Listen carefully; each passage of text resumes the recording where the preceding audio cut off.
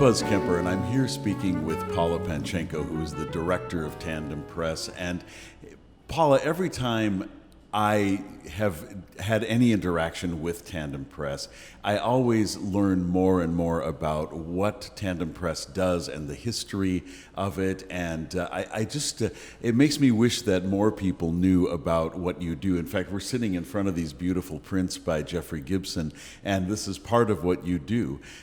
So thank you for talking to me. And let's start by just having you tell us, what is Tandem Press? You've been at this for 34 years, not you, but Tandem Press has been doing this for 34 years, and you do a lot. We do a lot, and actually I've been with Tandem Press for 32 years. Oh, so you almost have... So I'm very lucky that I came in very shortly after Tandem Press was founded in 1987 by Bill Wiggy, who was a professor in the art department, and he had this idea of founding a press and enabling the students who worked at the press to assist the printers and to meet visual artists of international standing so that they could learn not just the techniques, but also how to visualize and experience artists actually creating their own work, which is a very rare thing in the visual arts. So it was a wonderful idea, and we're still here. And I'm so glad you are. And Tandem Press has always been very student-oriented, both in terms of the printmaking itself and also this wonderful jazz series that you do, which I find very unique, especially for an organization that mainly focuses on the visual arts.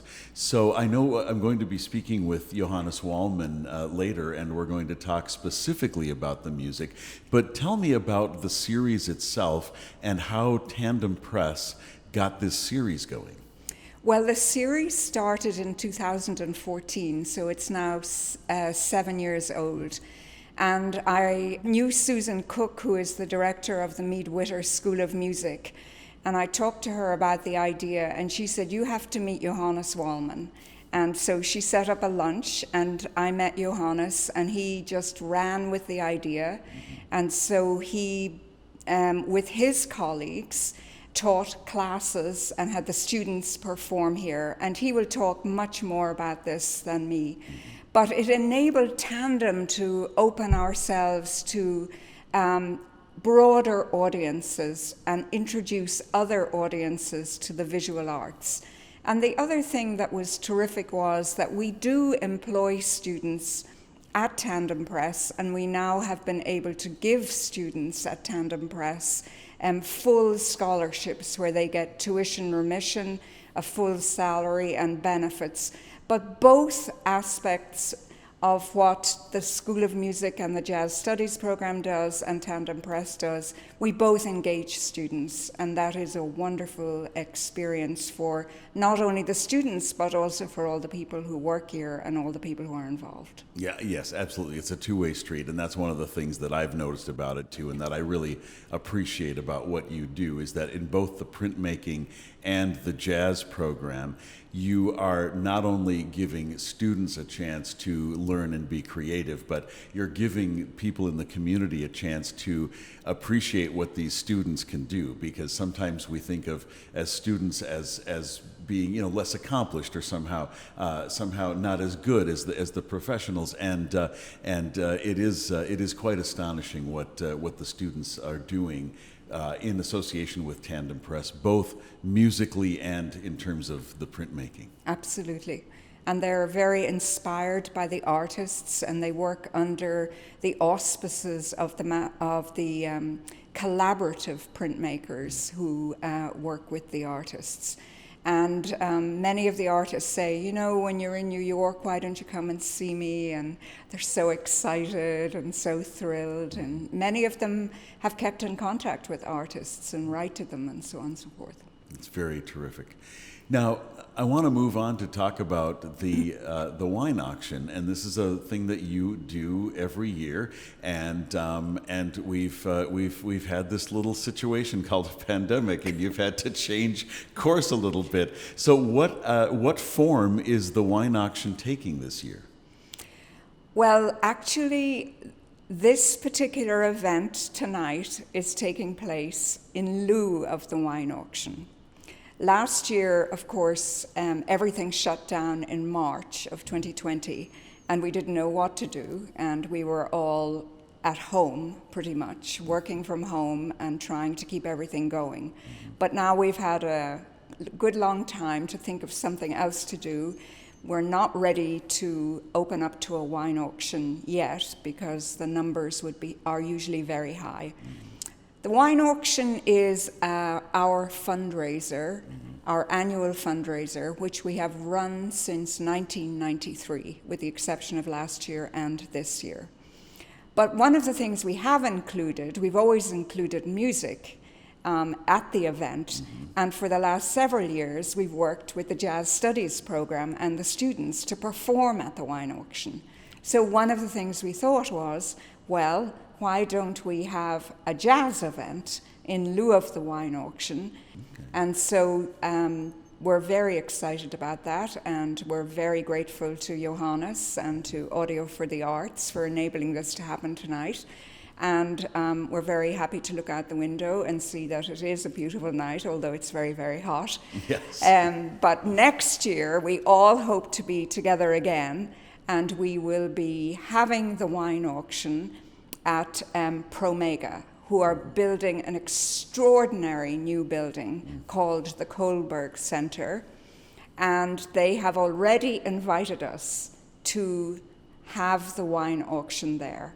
And this is a magnificent new building with 180,000 square feet.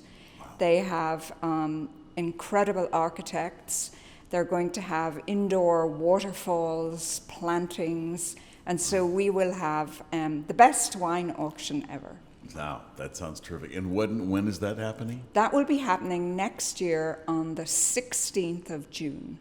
So Paula, normally the wine auction serves as your major fundraiser, and it's always a very successful event. I've worked on it, and I've really enjoyed it myself. So with this event that you're doing in place of it this year, is there a way through this musical and visual experience event that people can support Tandem Press in some other way?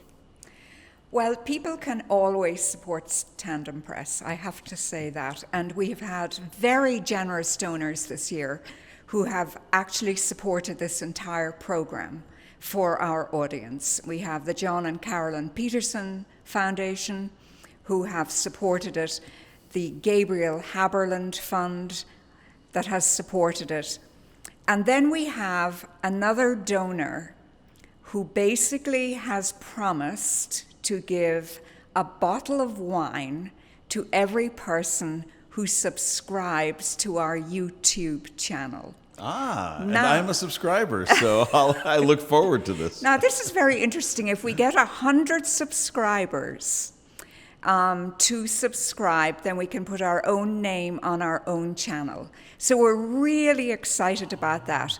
And we have all the wine ready to go from the Paul Weiss family, and we will have it ready the next day for all the people who come to Tandem Press, and we will have a bottle of wine ready for them. And we'll even have a bottle of wine ready for you, Buzz. Excellent. Good. So, I'm glad you didn't give me any before the interview, because I would be slurring my words.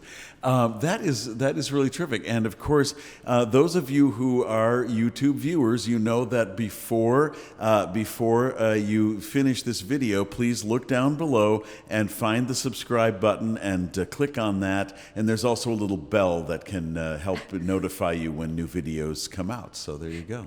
Well, thank you very much indeed for that opportunity. Thank and you. Then next year, don't forget, we will all be at the Kornberg Center at Promega for the wine auction, which will take place on June 16th. A beautiful facility. Absolutely. Yes. Thank you so much, Buzz, for Thank you. everything and for all your support and Well, for all your staff. Yes, thank you, Paula, and all your colleagues.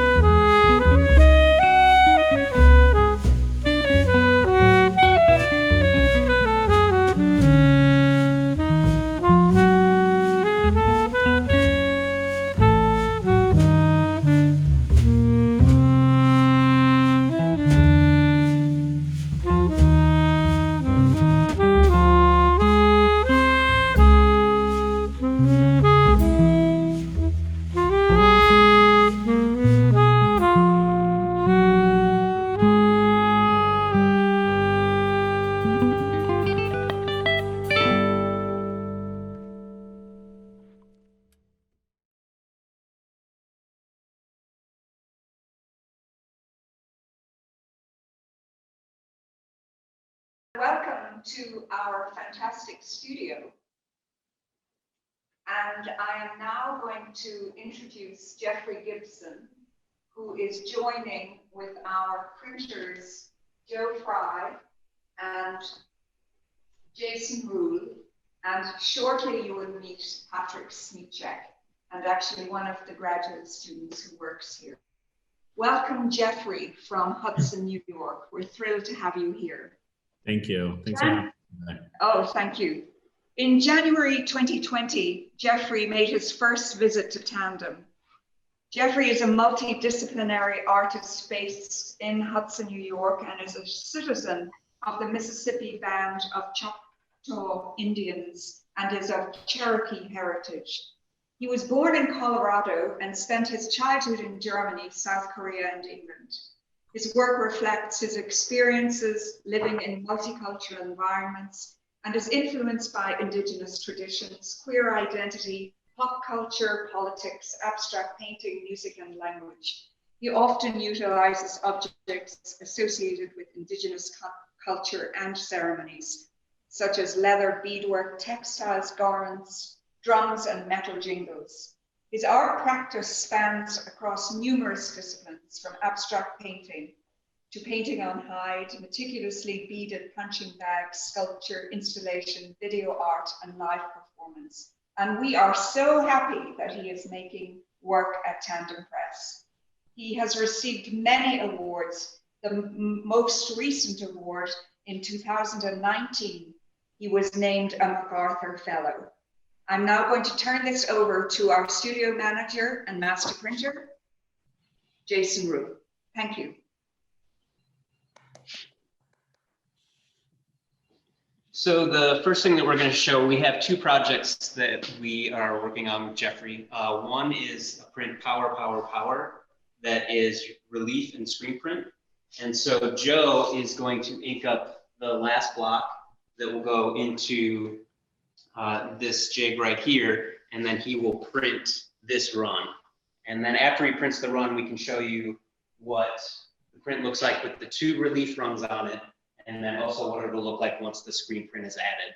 And then maybe while Joe is inking that block up, Jeffrey, if you wanted to maybe talk about, you know, you're a multidisciplinary artist, what it's like to work in printmaking versus some of the other media that you deal with.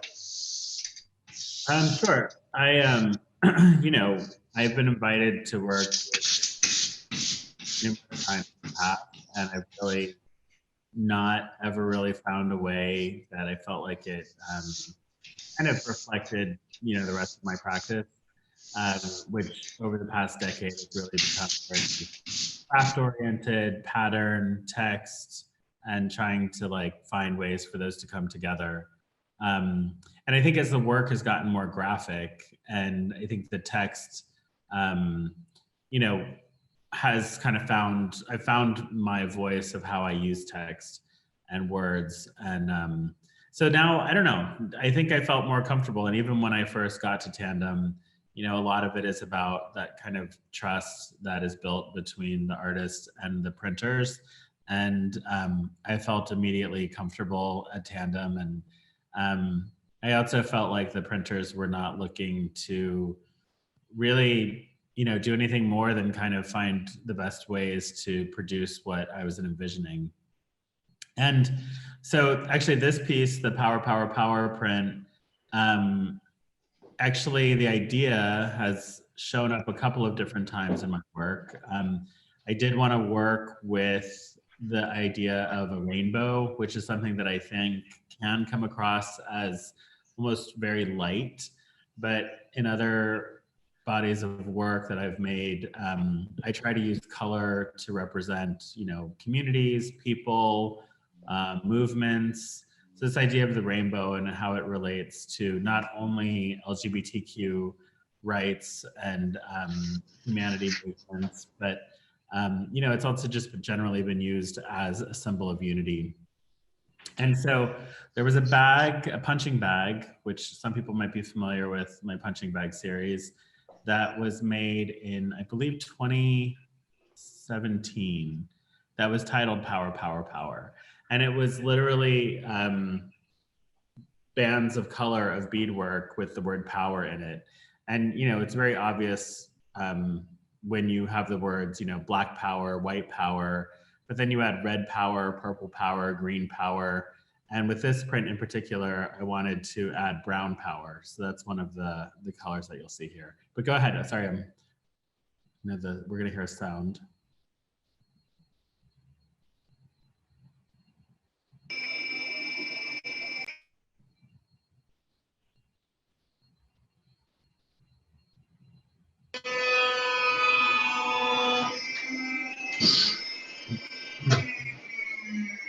So I think when I was thinking about printmaking now, I'm really looking for like the things that I feel like translate, you know, pretty seamlessly into a two-dimensional work. And in fact, when the bead panels are made here in the studio for the punching bags, they actually are made in large rectangles.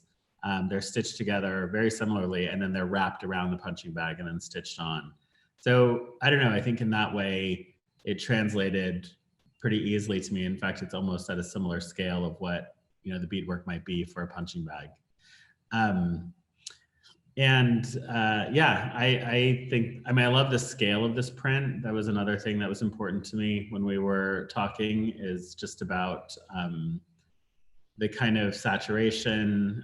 There's some subtleties to it. We played with gloss. We played with also, there's a micaceous ink in there that in person you know, there's a difference in terms of like when you look at it from a distance, that it reads really almost like this amazing flat saturated color. And then as you get up close, there's subtleties that are there with inks. And then the word power, you know, the word power I've actually used in numerous times, but I think, like I said, when you put it behind, you know, brown power, pink power, blue power, green power, red power, white power, the colors, they kind of cease to only be formal and they begin to take on larger cultural meaning. We are in production right now, and we hope to be done kind of mid-November, and then we will ship to Jeffrey's studio for him to sign the prints. So I think by the time they go there and come back, we're probably looking at the first of the year, a little bit later. And so this would, you know, this would be the first run, and Joe would run through that every day and get however many prints he could get. But he would take the print all the way through in the first run. And then the second run is the other block with the 7 other stripes that would then fill in the gaps on that print. And then next to it, we actually have the RTP that Jeff signed when he was in the studio. And so this is what the product will look like at the end. It is Reeves is the paper, and then it is oil-based ink. Jason, are you able to hold it up? Yeah. And I really like, I think sometimes with print, with my work, like it, I don't know, like it didn't have a kind of necessarily material presence to it, but I will say like this print in person, it's, I really love it because I want to look at it, you know, from the sides, from a distance and up close. And yeah, I feel like the color is just spot on.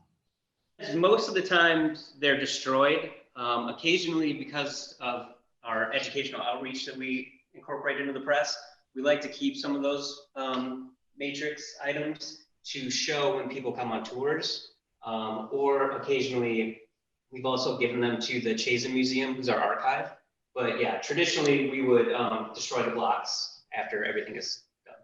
With these, I believe, and Jason, you can correct me if I'm wrong, but I feel like with the power print, we started something before I arrived. You know, we had like a kind of dialogue going to try to think about translation of works. And there was a couple of proposals before this that I think ultimately, I think in conversation, what I realized was it wasn't really, I feel like with print, you want to epitomize the qualities of your work, you know, so I really had to come to a point to realize, okay, it's my use of color. This is a pattern that you'll see repeated both in paintings, you'll see it repeated in beadwork, and also the relationship between text and abstraction. That kind of brought us into this place. But there was a good 2 or 3 kind of versions of trying to get here before we arrived at this print. And once we were there, then, you know, it was just, I think it was a digital file that I put together. And then Jason would advise and give some feedback on like how that would translate into print. And then eventually we just did a proof. Yep, that all sounds how it went down. Yeah, because traditionally we like to have something that is kind of in progress or on the wall when we have the artists come in, just because the amount of time that people can spend in the studio is usually about a week. So we feel it's kind of nice to have something for them to respond to when they get here, instead of spending those first couple of days trying to get to that point. Yeah, yeah. And also, I actually didn't know about, I knew I originally approached wanting to do a woodcut, but I actually was unfamiliar with the press and the matrix kind of cutouts. That was something that was new to me. The text is screen print, and we can actually show you right over here the print in process with some of the screen layers that have been added. Yeah, that's so wild. And so this side was printed, and all the text was printed in white so that then these colors could sit up on top of that white. So you can see, you know, how it's slowly starting to build up. And then power will be printed on this side in white, and then the same process will happen again.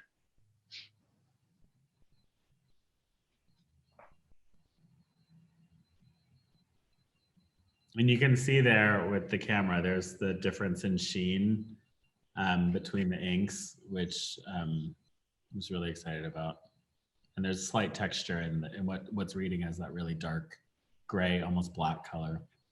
They are laser cut. We actually walked past the laser that we have. And after we're kind of done with the next part of this, we can show you, we have a technology center that we've added in the past year because we were given a really wonderful, generous gift by one of our supporters. And so one of the things we got was a laser engraver. So yeah, all of those blocks were cut with the laser. And then the next piece that we're going to talk about is a drum that we're working on with Jeffrey. And so we just put on the wall the different steps of the print. And then at the end, you'll see what the final print looks like on the drum. So nuts. And so this is all screen print, and Patrick will show you the final run that gets added to a drum in a little bit after we take a look at this. And I have to say, like, this is very similar to the way that a painting might come together in the studio in terms of, you know, I work a lot with glazes, a lot of graphic language and glazing over on top of to sort of build color and get a real translucency kind of color, which I think, and the rawhide itself, which is stretched over the drum, is translucent already. So yeah, it's perfect. And even though we had talked about doing a drum, I remember thinking, I was like, we're not going to do a drum. That just seems too crazy. And then I'm really glad that everyone at Tandem was on board to go for it. And I think it's beautiful. Yeah, and I think Patrick can probably talk about, while he's getting the ink set up for this, the kind of hiccups that occur on printing on a kind of three-dimensional surface versus printing on paper, which is the majority of what we're doing in the shop. There's never any hiccups, actually. Everything always goes smooth. Yeah, so printing on a three-dimensional object is challenging enough. But also printing on rawhide has, when you first look at it, it looks completely flat and perfect. But really, when you're trying to print on something like that, you notice that there's a bunch of dips and ridges to it. So you find a way to work with those aspects of something like that. And yeah, there's always a way to figure it out. So yeah, I'm adding ink to my screen here. This is going to be a 5-color blend, and I'm adding fairly similar splashes of color here. So this is all acrylic ink. And I should also say, one of the things about working on rawhide, and I've worked with rawhide for years at this point, and we work with an acrylic medium that we seal the hide with, because otherwise it remains porous and continues to kind of move. So we do the best we can to stabilize it. So the drums have all been sealed with acrylic so that the ink can actually sit on the surface even.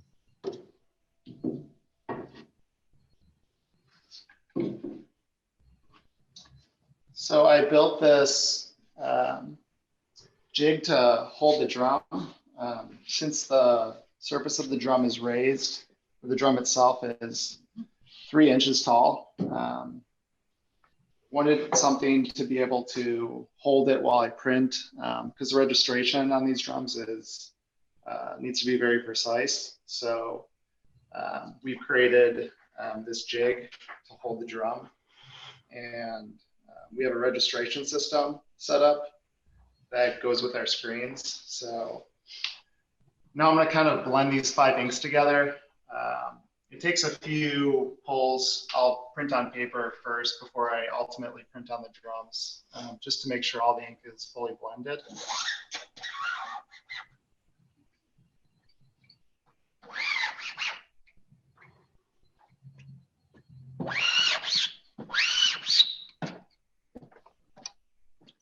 And I've added a little bit of thickener in my ink because with so many colors in such a small area, the colors want to really migrate into each other quite rapidly, and the thickener kind of slows that process down a little bit. Any acrylic will work. We use a combination of TW Graphics ink and Speedball inks. Okay. So first I'm going to print on paper.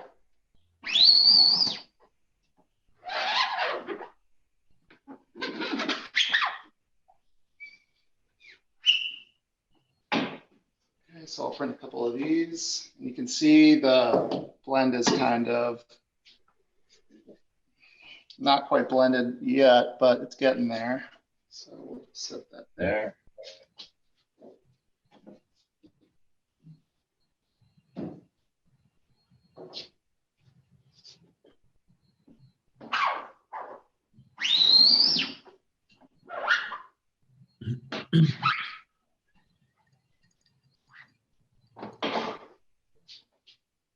Getting a little bit more blended. All right.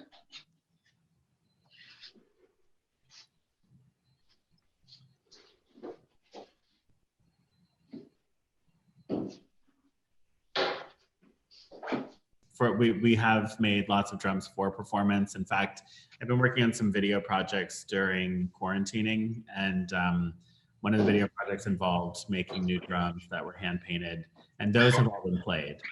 But I think these are part of a series of framed drum pieces that I've done the past year. And they're really, what I really like about them is how much when they're framed, the fact that they're a drum, you almost don't even realize right away. You just think that it's sort of a round framed canvas. The first of the series were diptychs, and were very much influenced by Felix Gonzalez Torres, the clock. And so, but these are independent ones and will not be played.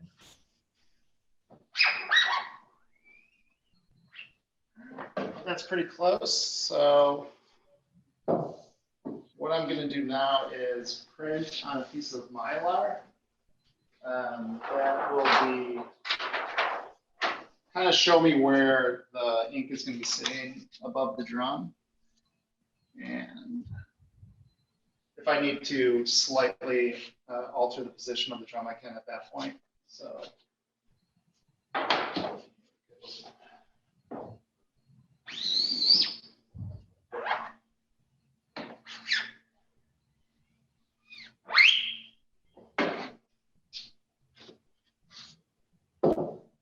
Okay.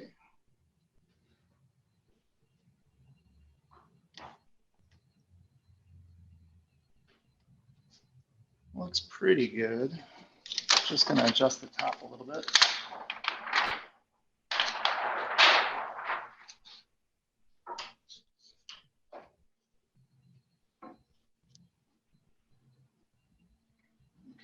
Just double check, make sure everything's lined up.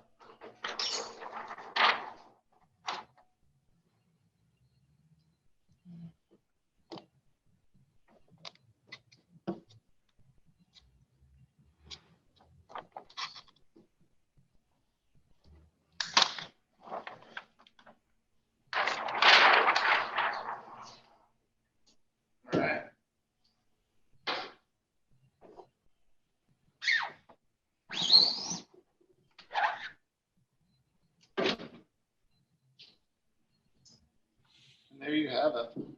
So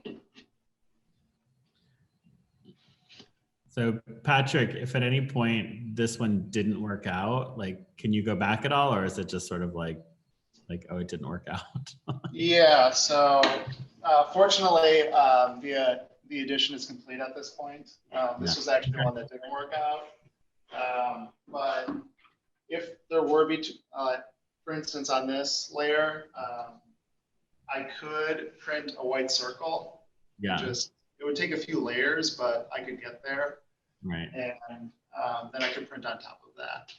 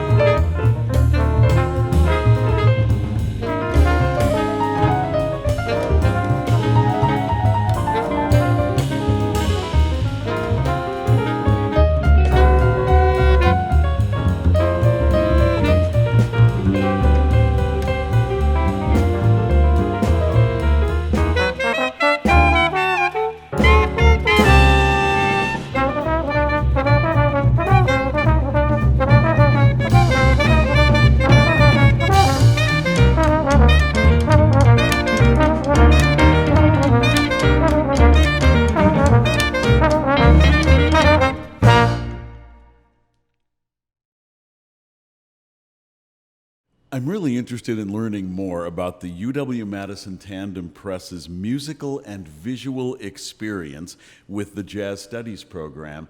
And every time I talk to Paula about any of the music programming that they do, she always right away puts forth, none of this could happen without Johannes Wallmann. And so, of course, I wanted to speak with you, Johannes, and find out about your perspective. And first, I want to properly introduce you. Johannes Wallmann is the John and Carolyn Peterson Professor of Jazz Studies at the mead-witter School of Music at UW-Madison. You got it. Obviously, you are a very vital part of this, and so I would like you to just start by saying, when telling us how this comes together. So Paula contacts you and says, okay, this year we're going to do something a little different because of the pandemic. How do you organize all of this, get the student compositions, get all of this together, and you also have a life as a professor and an artist in your own right? This whole thing starts with the incredible generosity of Paula and of Tandem Press. Having jazz at an art gallery, that's not a real stretch. I think we're kind of used to hearing that. But whenever that happens, jazz is typically the background. We're somewhere in the back, kind of making quiet music while people are drinking their champagne for the opening and so on. It's almost as loud as the clinking of the glasses. Yes, exactly. And to visualize a completely different experience and just say, no, we actually want to have the music and the visual art be equal partners in this event is a wonderful opportunity for us to share our music and to be invited into normally this beautiful physical space here. So this past year has again started with an act of generosity of Paula reaching out to me and saying, we want to do the series again. What can we do? What can we do that's going to be in line with the university and county and city regulations to keep everybody safe? Now, can we do it as a live stream, but from the space? And it turned out to be complicated because we have wind instruments. In there. And of course, wind instruments are all about exhaling breath, and we all know that this thing that provides, that's the basis of wonderful music making, is also a profoundly threatening and potential situation during a pandemic. So we looked at how we were teaching the jazz ensembles, how we would be teaching the jazz ensembles, and we said we're going to essentially be entirely online, and we're going to focus on collaborative music making, which for us basically meant that we'd approach just about every piece of music as a layered process of recording one instrument at a time. We might start a piece out with a drummer playing a drum part first, and then sending that electronically to a bass player who would add a bass track to that, who would then send it to a saxophonist who would add a saxophone track, and so on and so forth. And all of these things were mostly recorded in students' homes and dorm rooms, apartments, and so on. Some students recorded in the School of Music's facilities. Some students weren't even living on campus. So that's how we made music, and it was a very collaborative thing, which of course is very much what jazz is about, this musical conversation. But it was a different way to have a conversation. It wasn't an in-the-moment conversation. We tried to recreate those that feeling of the in-the-moment spontaneity. But of course, there's always a one-way kind of street. And so then we got creative and said, well, what happens if maybe we start out and have the drums record first, have everybody else record, and then have the drums record again and replace the initial part so that everybody will have had a chance to respond to them, but then now they can respond to the other people who've played, and it sort of becomes this elaborate game of telephone. And so that was how we taught the ensembles for most of the year, and that was the student experience, and it actually had a lot of strengths to it too. And in some ways, it was profoundly disappointing because we just thrive on playing together in the moment and for an audience. And in other ways, we also learned a ton from it. My colleagues and I learned a ton about how to use the technology better, and students were essentially practicing the act of being in a recording studio, even when they were recreating that experience in their own bedroom. They were being recording musicians. So looking at that, knowing that was going to be how we would make music this year, I suggested to Paula, why don't we take that approach, but with the resources of the Tandem's Jazz series. Let's see if we can do this in a recording studio. And the benefit of the recording studio is that we can make the music together at the same time, or at least most of us can, because recording studio, as you know. You happen to have one. I happen to have one. In fact, that is the one that we recorded in. What a coincidence. Yeah. So as you're very aware, recording studios have ISO booths, rooms that are connected to the main recording room with maybe a glass door partition. But they're called ISO booths because they're built to isolate sound. Yes. But they do that by isolating air. Mm-hmm. So we could stick a saxophonist, a trombonist, a trumpet player into one of those ISO booth rooms and have them take off their masks and just exhale their air all over the place while playing music, right. And everybody else would still be in a safe in a safe space, in a safe environment. And because we weren't doing it over the internet, but we're all still in the same building, in adjacent rooms with glass windows and glass doors, we could see each other, or the students could see each other, and play without there being any sort of delay in it. So for the first time, when we did this first video back in November, this is the second one, this is the spring edition. Yeah. When we did the fall video, it was the first time that our students had played together in those groups at the same time that semester. And so we did this in the fall, and then we did it again in the spring.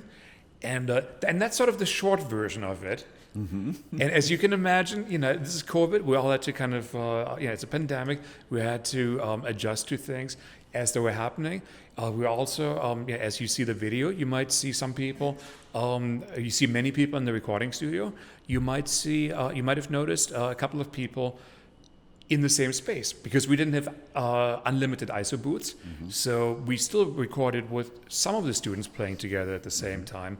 But when we didn't have enough rooms to have everybody in playing together, some of those parts were recorded later, with some time in between recordings and to let the air circulate and get clean air in there. And then you may also notice that some students are clearly not in a recording studio because some of them were unable to attend the in-person recording session. And that's where we very much built on both the experience of the students having recorded from home all year and them being used to that, and and then the expertise of our great recording engineers of taking that music and integrating the in-person, in-place recordings with the later in-studio recordings with the, from our students' bedrooms recordings as well. To create this final product. Yeah, and it's people who haven't thought a whole lot about this, and I wouldn't expect a lot of people, who are not you or I, to think a lot about it. But a lot of rock recordings are made exactly the way you describe. You come in, you have the drummer record, and then you bring the bass player in, and then you bring the next person in. And jazz, it's much harder to work that way because, like you said, it is a conversation. And anytime that you hear a jazz ensemble play live, it's going to be different every night because they're listening to each other and getting ideas from each other and expanding on that. So it must have been really challenging for you to have to teach kind of at both sides of that street. Now, what I want to know next is how do you, when you're working specifically in the context of a Tandem Press project, there are sometimes specific assignments or inspirations, like write a song based on this print or on this idea or whatever. How do you approach that as a teacher? One thing that we wanted to do when we went into both the fall and now this spring wine auction event is we wanted to showcase our student composers. And that was for a couple of reasons. One of them is a very practical reason, which is that this allowed us to use the music. The students are giving us permission to use this music for this video and so on. So we didn't have to deal with any sort of potential copyright things. That's the practical side of it. That we knew this video could live on YouTube, not just as a one night only live stream, but something that people could be watching next week or a month or a year from now as well. And then, but it's also very much our commitment to giving our student composers the opportunity to build their craft, to build their art as well, and to just have the experience of having great players play their music, rehearse their music, treat it properly, give it the attention that it deserves. And not every piece that a student composer writes is going to be a masterpiece, but they never get to those masterpieces until they have a chance to practice their music, and they don't really know what it's going to sound like until people actually play this. So our focus was very much on encouraging our student composers to write for this specific thing, and so we shared with them what the format would be, and what some of the art in the video might be featured, and then last semester there was a very direct connection that a couple of students found pieces of art that they said, "Oh, I'm inspired by this piece," and I want to sort of write a musical representation of this piece, or maybe something that of this print, maybe something that, or maybe I'm just inspired to write this piece of music in a not a direct line kind of thing, but it sort of touched them in a certain way. And I think this time, for this piece, it was a more of a general kind of inspiration by writing music for this Tandem Press jazz series, that often in person and this year virtual. I cannot imagine a more wonderful and kind of perfect set of collaborators. You and your colleagues in the music department, and Paula and her colleagues at Tandem Press, to have put this together. And as you said earlier in the interview, it's not completely unusual for a visual art organization to also want to do the performing arts. But this is done, I think, in a very unique way, and it's done a lot of good for listeners and for the students itself. So I know Paula has expressed her gratitude. I also want to express mine. You're doing terrific work with this, and I have really enjoyed the music and enjoy working with you on all levels. So thank you. Well, thank you.